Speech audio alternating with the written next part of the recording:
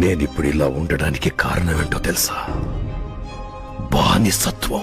మనం ఎప్పుడు ఎవరో ఒకరికి బానిసలుగానే ఉంటాం. ముందు రాజులకి, తర్వాత తెల్లోళ్ళకి, ఇప్పుడు రాజకీయ నాయకులకి, కుల నాయకులకి, సినిమా స్టార్లకి, క్రికెట్ ప్లేయర్లకి, ఎవడో ఒకడికి. వీళ్ళ గురించి నలుగురికి గొప్పగా చెప్తూ వీళ్ళ కోసం గొడవలు పడుతూ ఊడిగం చేస్తూ బానిసల్లా బతుకుతాం. కాని వాళ్ళకి మనం ఎవరో కూడా తెలీదు. అరే, నాకు తెలియకొకటి అడుగుతాను. మనం డబ్బులిచ్చి సినిమా చూస్తున్నాం కాబట్టి వాడు ఆ స్థాయిలో ఉన్నాడు. అప్పుడు ఎవడ్రా బాసు? మనమే కదా. మనమేమో వాడి కోసం మండు టెండలో నుంచుంటాం. వాడేమో ఏసీ కారులో ఓ కుక్కను పక్కన కూర్చోబెట్టుకుని నిన్ను కుక్క కన్నా హీనంగా చూసి చూడకుండా వాడిదారిలో పడిపోతాడు. కానీ నువ్వు వాడి కారెనకాల మా దేవుడు దేవుడు అంటూ చప్పట్లు కొట్టుకుంటూ పోతా ఉంటావు. ఎరా, కడుపుకి ఉప్పు కారమేగా తింటున్నావు? ఆలోచించు. నువ్వు అభిమానించే ఏ హీరో కొడుకైనా ఇంకో స్టార్ కి అభిమానై కటౌట్ ఎక్కి పాలాభిషేకం చేసి జీవితం నాశనం చేసుకోవడం ఎప్పుడైనా చూసావా? నటించగా వచ్చిన డబ్బుతో వాడు కార్లు బంగ్లాల్లో బాగానే తిరుగుతాడు. కానీ నీది గట్టిగా ఒకరోజు వర్షం పడి కొంపలోకి నీళ్లొస్తే ఏం చేయాలో తెలియని పరిస్థితి. అలాంటి సమయంలో నువ్వు ఇంతగా అభిమానిస్తున్న మీ హీరోలు వాళ్ళ గుమ్మం దగ్గరికైనా నిన్ను రాణిస్తారా? సినిమా ఈవెంట్లు అంటారుగా మీరే మా దేవుళ్ళని. అలా అనుకుని మీరు వాళ్ళ గేటు ముందుకెళ్లి నుంచుంటే చొప్పిచ్చు కొడతారు. దాదా మనల్ని వాళ్ళ ఇంటికి రాణిస్తాడా?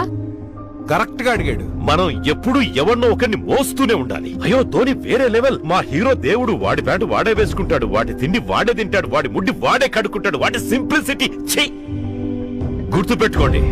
ఎవడు ఎవడికన్నా గొప్పోడు కాదు. 1000 సంవత్సరాల తర్వాత సచిన్ గొప్పోడంటే అసలు ఈ సచిన్ ఎవరయ్యా అని అడిగినా ఆశ్చర్యపోనక్కర్లేదు.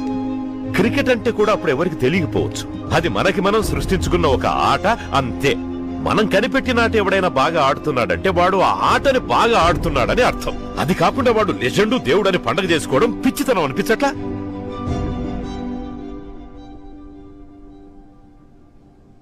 ఒకడి ప్రాణాన్ని ఎవడైనా కాపాడితే వాడు హీరో.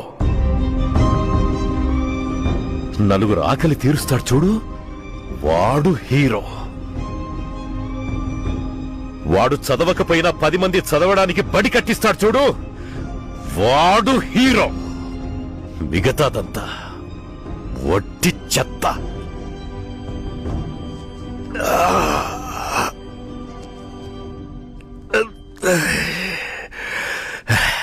నేనిదంతా మీకెందుకు చెప్తున్నానంటే, నేను మీలాగే ఒకరికి బానిసత్వం చేసి జీవితం నాశనం చేసుకున్నవాణ్ణి. నా 15 ఏళ్లప్పుడు ఒక హీరో అభిమాన సంఘంలో చేరా.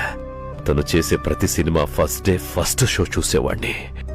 మా హీరో గురించి ఎవరైనా తప్పుగా మాట్లాడితే వాళ్ల తోలు తీసి అంతు చూసేదాకా వదిలేవాణ్ణి కాదు. నేనిప్పుడు ఇలా ఉండడానికి కారణమేంటో తెలుసా?